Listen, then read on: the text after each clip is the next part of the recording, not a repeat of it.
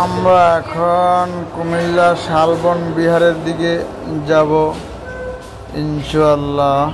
দেখুন পাত্রী কি কত সৌন্দর্য।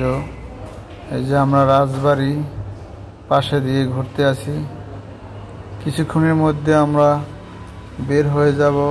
দেখেন রাজবাড়ির ভিতরের গাছগাছড়ার কত সুন্দর দৃশ্য দেখা যায়। দৃশ্যগুলো অনেক সুন্দর, তা বলার মতো না, ভাষায় প্রকাশ করা যাবে না। দেখতে আসলে বোঝা যাবে যে কেমন দেখা যায় বা ভিতরে কত সৌন্দর্য আছে। আজকে আমরা আসছি দেখার জন্য। লোকজন একটু কম, লোকজন বেশিরভাগ বিকালে আসবে। আমরা এখন সকাল টাইমে আসছি। হ্যাঁ, দেখার জন্য আমাদের একটা বিশেষ দরকার ছিল, ওটাও দেখলাম। এই যে লোকজন আছে, কিছু লোকজনে ভিডিও বানাইতে আছে, দেখতে আছে, ঘুরতে আছে, এই যে হাঁটতে আছে, হাঁটে হাঁটে তারা ভিডিও বানাইতে আছে। এই যে সুন্দর পরিবেশ, দেখুন সুন্দর পরিবেশ দেখার জন্য। কোটবাড়ি শালবন বিহার অবশ্যই আসবেন।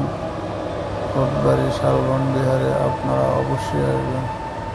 এই দেখেন কত সুন্দর সুন্দর ডিজাইনের করা আগিলা দিনের রাজবাড়ি, যাকে বলা হয় রাজাদের মতো। ইনশাআল্লাহ রাজাদের মতোই বাড়ি। এখানে অনেক দর্শক আসে। আপনার এখানে 30 টাকা করে টিকিট কেটে ঢোকা লাগে ইনশাআল্লাহ দেখার জন্য। প্রতিটা টিকিটের মূল্য 30 টাকা নেয়, এরপরে এখানে ঢুকতে হয়। তাই আমরাও ঢুকেছি ইনশাআল্লাহ।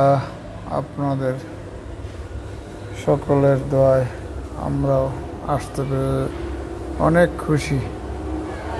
কিন্তু না আসলে দেখা যায় না, কিছু কিছু সৌন্দর্য দৃশ্য অবশ্যই দেখার দরকার। এগুলো না দেখলে নাই। আপনারা অবশ্যই আসবেন কুমিল্লা কোটবাড়ি শালবন বিহার এবং রাজাদের বাড়ি। এই যে লোকজন হাঁটতে আছে, তারা এখানে হয়তো থাকতো কেউ, সেই সিস্টেমগুলো এখানে দেখা যাইতেছে ইনশাআল্লাহ। এখানে দেখা যাইতেছে বাড়িঘরগুলা এবং এই যে রাস্তা।